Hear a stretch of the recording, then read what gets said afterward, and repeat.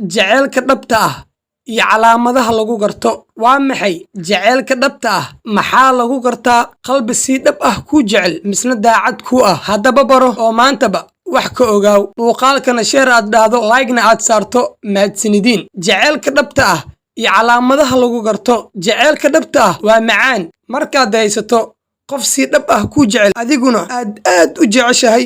Jaceylka dhabta ah ma dareemi karo qof walba ee waxaa dareemi karo macaankiisa iyo qaraarkiisa qofkuu haleelo. Jaceylku waxa uu wataa raxmad iyo naxariis u gaar ah, waxaana dareemi karo ruuxii dhidhimiya. jaceylku waa shay qaali ah kaasoo ku lumaansan jiritaanka noloshayna. haddaba qof walba inuu fahmo jaceylka dhabta ah way adag tahay, maxaa yeelay qof aanan weligiisa si dhab wax u jeclaanin ma dareemi karo qof kale dareenkiisa.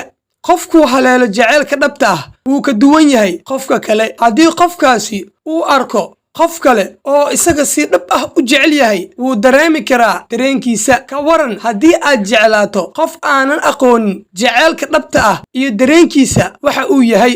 jawaabta macquulka ah aad bay u adag tahay inuu fahmo waxa aad ka hadlayso. dad badan ayaaba waxay moodaan in jaceylka dhabta ah uu yahay in la isguursado oo keliya kadibna sariir lagu wada raaxaysto, laakiin taasi lama dhihi karo. jaceylka dhabta ah ka waran qof aadan aqoonin dabeecaddiisa, dhaqankiisa, kaftankiisa, naxariistiisa. siduu noqon karaa dareenkaaga markaad adiga iyo asaga hol wada tagtaan? jawaabta macquulka ah waa dareen naxdin leh oo aadan aqoonin halka ay ku dhammaanayso noloshaada.